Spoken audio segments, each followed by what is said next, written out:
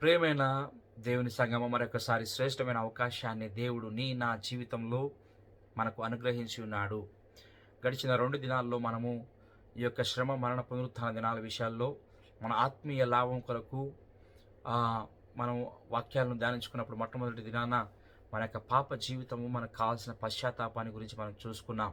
రెండోది నిన్నటిగా చూసుకున్నట్లయితే దేవుని యొక్క పరిశుద్ధతను గురించి, అంత మాత్రమే కాదు, సర్వానికి యేసుక్రీస్తే ఆయనే సర్వోన్నతుడై ఉన్నాడు. సర్వానికి ఆయన అధికారి ఉన్నాడు. ఆయన అధికారానికి మనం మన జీవితాలను ఏ విధంగా సమర్పించుకోవాలో మనము ధ్యానం చేసుకున్నాం. మూడవదిగా చూసుకున్నట్లయితే ఈరోజు ప్రియులారా, మన యొక్క ధ్యానాంశానికై ఏర్పరచుకున్న దేవుని వాక్యం ఆదికాండ పుస్తకం 22 అధ్యాయము కొన్ని వచనం 6 నుంచి కొన్ని 14 వచనం కొన్ని వచనాలు మనము ధ్యానం చేసుకుందాం. అదే రీతిగా యోహాను రాసిన సువార్త కొత్త నిబంధనలో 1వ అధ్యాయం 29 నుంచి కొన్ని వచనాలు మనము ధ్యానం చేసుకుందాం. మనందరికీ తెలిసిన విషయాలే. మొట్టమొదటిగా చూసుకున్నట్లయితే ప్రియమైన దేవుని బిడ్డలారా, దేవుడు తానే చూసుకుందను. అదే రీతిగా ఇదిగో దేవుని లోకం యొక్క పాపం మోసుకుని వెళ్ళే దేవుని గొర్రె పిల్ల. ఈ అంశంపై ఈరోజు మనం చూసుకుందాం. మూడవ రోజు యొక్క అంశం మనం స్పష్టంగా తెలియజేస్తూ ఉంది. ఇక్కడ ఏం కనపడతా ఉందంటే త్యాగము, అంత మాత్రమే కాదు ప్రత్యామ్నాయం, మరలా దేవుని యొక్క సమకూర్పు అనిగా మనం చూస్తున్నాం. ప్రియమైన దేవుని బిడ్డారా, ఇక్కడ మనందరికీ తెలిసిన విషయం కనుక నేను డైరెక్ట్గా ఒక ప్రశ్న అడగడానికి ఇష్టపడుతున్నా. మొరియా కన్ను పైన ఒక ప్రశ్న ఖచ్చితంగా అక్కడ చూస్తున్నా. ఏంటంటే గొర్రె ఎక్కడా, యజ్ఞానికి కావలసిన గొర్రె ఎక్కడని ఇసాకు అడుగుతున్నాడు. దానికి మనం స్పష్టంగా గమనించినట్లయితే ఈ యొక్క ప్రశ్నకు పర్మనెంట్, ఒక శాశ్వతమైన పరిష్కారము లేకపోతే జవాబు మనము ఈ యొక్క నూతన నిబంధనలో, అదే మనం ధ్యానించబోయే యోహాను రాసిన సువార్త 1వ అధ్యాయంలో మనకు దొరుకుతుంది. ఇదిగో దేవుని యొక్క లోక పాపం మోసుకుని వెళ్ళే దేవుని గొర్రె పిల్లేమని యోహాను అక్కడ స్పష్టంగా తెలియజేస్తున్నట్లుగా చూద్దాం. అయితే ఆలస్యం ఎందుకు, దేవుని యొక్క వాక్యాన్ని మనం ధ్యానం చేసుకుందాం. మొట్టమొదటిగా అబ్రహాం విషయం చూసుకున్నట్లయితే ప్రియులారా, ఇక్కడ స్పష్టంగా మనకి ఇక్కడ వాక్యాన్ని మనం గమనించినట్లయితే 22వ అధ్యాయం 6వ వచనంలో మనం వెళ్దాం. 22:6 దహన బలికి కట్టెలు తీసుకుని తన కుమారుడు ఇసాకు మీద పెట్టి తన చేతితో నిప్పును కత్తిని పట్టుకుని పోయెను. ఇక్కడ చూసినట్లయితే దహన బలికి కట్టెలు తీసుకుని తన కుమారుడు ఇసాకు మీద పెట్టి అన్నట్లుగా మనం చూస్తున్నాం. ఇసాకు పైన ఆ కట్టెలను పెట్టినట్లుగా మనం చూస్తున్నాం. ఇక్కడ చూసినట్లయితే అబ్రహాం యొక్క పరిస్థితి ఒకసారి గమనించండి. మనందరికీ తెలిసిన విషయం ఏంటంటే అబ్రహాముకు పుట్టిన, దేవుడు అనుగ్రహించిన ఏకైక కుమారుడు ఇస్సాకు. అది కూడా చాలా సంవత్సరాల తర్వాత, దేవుడు వాగ్దానం చేసిన అనేక సంవత్సరాల తర్వాత అనుగ్రహించబడిన ఒకే ఒక కుమారుడు. అలాంటి కుమారుని దేవుడు తిరిగి మరలా నాకు సమర్పించమని అబ్రహామును అడిగినప్పుడు ఆయన పరిస్థితి ఒక్కసారి మనము మన కంటి ముందుకు తీసుకొస్తే అబ్రహాము పరిస్థితి ఏ విధంగా ఉండవచ్చు? ఆ స్థలంలో నువ్వు నేను కనుక ఉంటే మన యొక్క జవాబు ఏమై ఉంటుంది? ఇక్కడ అయితే అబ్రహాము మనం చూసుకున్నట్లయితే ఒక మౌనంతో కూడిన విధేయతను మనము స్పష్టంగా గమనించవచ్చు ప్రియులారా. దీంట్లో నిజంగా మనం తెలుసుకోవాల్సిన సత్యాలు ఏంటంటే, నిజమైన విశ్వాసం అర్థము కాకపోవచ్చు, ఒక్కోసారి అర్థం అయి ఉండవచ్చు, అర్థం కాకపోయినా కూడా విధేయతను చూపిస్తూ ఉంది. అదే నిజమైన విశ్వాసంగా మనం గమనించవచ్చు. అబ్రహాముకు అత్యంత ప్రియులైన తన కుమారుని అప్పగించాడు. అంత మాత్రమే కాదు, ఇక్కడ చూసినట్లయితే ఇస్సాకు ఈ యొక్క కట్టెలను మోసినట్లుగా చూస్తున్నాం. యేసుక్రీస్తు సిలువను మోసినట్లుగా మనము గమనించవచ్చు. ప్రియులారా, ఈరోజు రెండవ విషయాన్ని చూసుకున్నట్లయితే ఈ మానవ కులం లేకపోతే మానవాళి ప్రశ్న ఏంటి అని గమనించినట్లయితే ప్రియులారా, నా ప్రశ్న మాత్రమే కాదు, ఈరోజు మానవాళి ప్రశ్నగా నువ్వు నేను రక్షించబడక మునుపు మన ప్రశ్న అయితే ఏదైతే ఉందో, ఈరోజు అనేక మంది లోకంలో ఉన్న ప్రశ్న ఏంటంటే, ఇస్సాకు అడుగుతున్నాడు కదా, తండ్రి యజ్ఞానికి కావాల్సిన గొర్రె ఎక్కడ? అదేవిధంగా ఈ లోక పాప పరిహారానికి పరిష్కారం ఏంటి అనే ఒక ప్రశ్న ఇడీ లోకానికి ఈరోజు ప్రశ్నిస్తూ ఉంది. చాలామంది మదిలో చాలామంది ఆలోచన ఏంటంటే, దానికి పరిష్కారం ఏంటంటే దాన్ని చూసినట్లయితే మన స్థానంలో ఎవరు నిలబడతారు అని మనం ఒకసారి ఆలోచించినట్లయితే ప్రియులారా, అబ్రహాం అక్కడ సమాధానం చెప్తున్నాడు. పాత నిబంధనలో దేవుడే చూచుకోను, దేవుడే సమకూర్చేవాడే ఉన్నాడు. నిజంగా అబ్రహాం విశ్వాసం మనం గమనించాలి. అబ్రహాము యెహోవా సమకూర్చుడని సెలవిస్తున్నాడు. అక్కడ చూడండి 13-14 వచనాలు.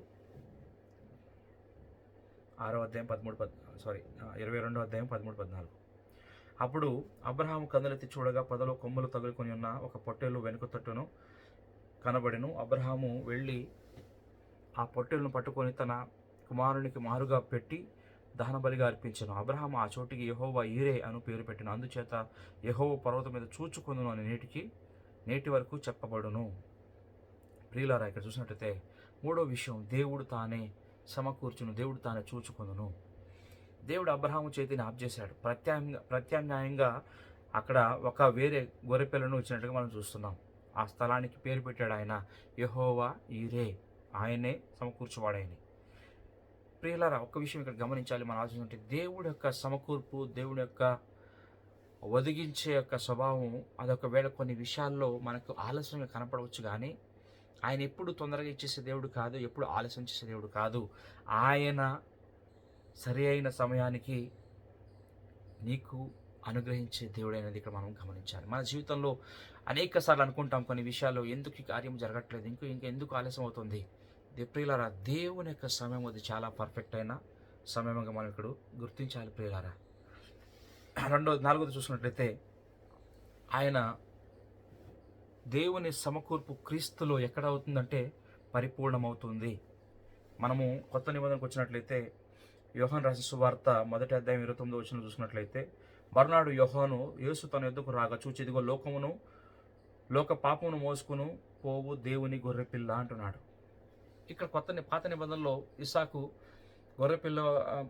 బదులుగా గొర్రెపిల్లను అర్పించినప్పుడు ఇసాకు బ్రతికిపోయాడు, అక్కడ గొర్రె చనిపోయింది. అయితే కొత్త నిబంధనలు చూసినట్లయితే యేసు మన కోసం చనిపోయినట్లుగా మనం చూస్తున్నాం. మన స్థానంలో ఆయన నిలబడినట్లుగా మనం చూస్తున్నాం.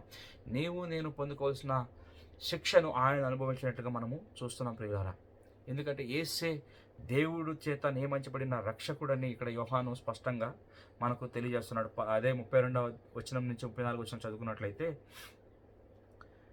మరియు యోహాను సాక్ష్యం ఇచ్చుచు, ఆత్మ పావురం వలె ఆకాశం నుండి దిగివచ్చి చూచితని, ఆ ఆత్మ ఆయన మీద నిలిచెను, నేను ఆయనను ఎరుగునైతిని గాని నీళ్లలో బాప్తిసం ఇచ్చుటకు నన్ను పంపిన వాడు నీవెవని మీద ఆత్మ దిగి వచ్చి నిలుచుడు చూచుతూ ఆయనే పరిశుద్ధాత్మలో బాప్తిసం ఇచ్చేవాడని నాతో చెప్పాను. ఈయనే దేవుని కుమారుడని నేను తెలుసుకుని సాక్ష్యం ఇచ్చితనను. ఇక్కడ యేసుక్రీస్తు గురించి యోహాను స్పష్టంగా తెలియజేస్తున్నాడు. యేసుక్రీస్తు పైన పరిశుద్ధాత్మ దిగి రావడం చూస్తున్నాం. ఆయనే దేవుని కుమారుడు ఇక్కడ సాక్ష్యం ఇస్తున్నాడు. ఆయన మాత్రమే ఈ లోక పాపాన్ని తీగల శక్తిమంతుడని అక్కడ స్పష్టంగా సాక్ష్యాన్ని ఇస్తున్నాడు. ప్రియులారా, అయితే ప్రియమైన దేవుని బిడ్డలారా, ఇక్కడ మనము ముగింపులోకి వచ్చాం. మొట్టమొదటి విషయాల్ని మనం గమనించినట్లయితే, దేవుడు ఏదైనా మన నుంచి అపేక్షించినప్పుడు ఖచ్చితంగా ఒకటి గమనించండి, దాన్ని సమకూర్చే దేవుడై ఉన్నాడని తెలుసుకోవాలి. నా జీవితంలో, మన జీవితంలో మనం కేవలం మానవులము, మన నుంచి సాధ్యమైంది ఏది లేదు, కానీ సర్వము సమకూర్చగల శక్తిమంతుడు ఆయనే. ఇక్కడ చూసినట్టు ఆదికాండ పుస్తకంలో ఏదైతే వాగ్దానం చేశాడో ఆ వాగ్దానం యేసుక్రీస్తులో నెరవేరినట్లుగా మనము చూస్తున్నాం. ప్రియులారా, ఇక్కడ శాశ్వతమైన గొర్రెగా యేసుక్రీస్తు లోక పాపమును మోసుకుని వెళ్ళే గొర్రెగా శాశ్వతమైన పరిష్కారంగా ఇక్కడ ఒదిగించినట్లుగా మనం చూస్తున్నాం. ఈ మనకి రక్షణ కేవలం అది కృపచేత, అది కేవలము విశ్వాసము చేత క్రీస్తులోనే మనకు దొరుకుతుందని ఇంకొకసారి స్పష్టమైంది. మన క్రియలు కాదు, మన శక్తి కాదు, ఏది కాదు ప్రియులరా, అది కేవలం ఆయన నుంచే అని మనము తెలుసుకోవాలి. అయితే మన జీవితంలో మనం అలవర్చుకోవాల్సిన కొన్ని విషయాలు ఏంటంటే ప్రియులరా, ఒకవేళ అబ్రహాము విషయంలో ఇస్సాకు చాలా ప్రేమించబడిన వ్యక్తిగా ఉన్నాడు, అయినా కూడా ఆయన దేవుడు అయినప్పుడు ఆయన వెనుదిరగలేదు, కానీ దేవునికి అప్పగించడానికి సిద్ధపడ్డాడు. మన జీవితంలో కూడా ఏదైనా ఒక విషయాన్ని పట్టుకొని ఉన్నాము, ఈరోజు ఏదైనా అడ్డుపడతా ఉంది మన జీవితంలో, అబ్రహాము వలె దానిని అర్పించే వ్యక్తులుగా విశ్వాసంతో ముందుకు వెళ్ళినట్లయితే దేవుడు తానే ఆయన ఒదిగించే దేవుడు, ఆయన సమకూర్చే దేవుడై ఉన్నాడు. ప్రియులారా, రెండో విషయం చూసినట్లయితే, మన జీవితంలో మనమే రక్షించుకునే ప్రయత్నం ఏ విషయంలోనే కావచ్చు, కానీ మనము ప్రయత్నం చేయడానికి ఉపయోగము లేదు. మనం ఏమి చేయలేం, కేవలం మనం మానవ మాత్రులమని గుర్తించుకోవాలి, మనము మట్టి అని గుర్తించుకోవాలి. ఆల్రెడీ ఇంతకు ముందర దేవుడు మన కోసము తన కుమారుడుగా ఒక్కగానొక్క కుమారుడు యేసుక్రీస్తును మనకు శాశ్వత పరిష్కారం ఇచ్చాడని మనం గమనించాలి. ప్రియులారా, ఎప్పుడైతే గమనిస్తామో ఆయన చేసిన కార్యాన్ని మనం గుర్తు చేసుకుంటామో భయంతో కాదు, కానీ మనం కృతజ్ఞతతో జీవించే వారిగా మనం ఉంటాం ఆ త్యాగాన్ని. అందుకే తన కుమారుని ఇచ్చిన దేవుడు మనకు కావాల్సిన సమస్తాన్ని ఇవ్వడానికి ఆయన శక్తిమంతుడని మనం తెలుసుకోవాలి.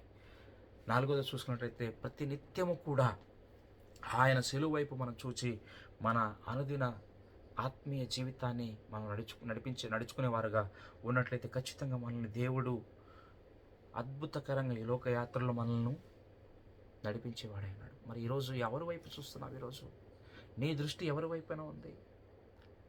ఒక్కసారి గమనించుకుందాం, ఒక్కసారి ఆలోచించుకుందాం ప్రియులారా. లోకం వైపు చూస్తున్నావా? బంధువుల వైపు చూస్తున్నావా? స్నేహితుల వైపు చూస్తున్నావా? లేకపోతే నీకున్న అధికారము, ఆస్తి వైపు చూస్తున్నావా? ఏ యొక్క విషయం నుంచి కానీ నీకు సమాధానము దొరకదు. కానీ ఏ విషయం నుంచి, నీకు స్నేహితుల నుంచి, నీ బంధువుల నుంచి, నీ ఆస్తి నుంచి, నీ గౌరవం నుంచి, నీ అధికారమును బట్టి కానీ నీకు జవాబు రాదు. కానీ సర్వానికి పరిష్కారము యేసుక్రీస్తు నుంచి నీకు ఆ యొక్క పరిష్కారము లభించుతుంది. కనుక ఆ యేసుక్రీస్తు వైపే మనము మన దృష్టి నిలుపుదాం. మన ఆత్మీయ జీవితాన్ని విజయవంతంగా ఈ లోకయాత్రలో మనము నడుచుకోవడానికి సాధ్యమయ్యేలాగా ఆయన వైపు చూసి మన ప్రయాణాన్ని కొనసాగిద్దాం. దేవుడి వాక్యాన్ని దీవించును గాక. ప్రార్థన చేసుకుందాం. నాయనా యెహోవా ఈరే దేవా, నీకు స్తోత్రము తండ్రి.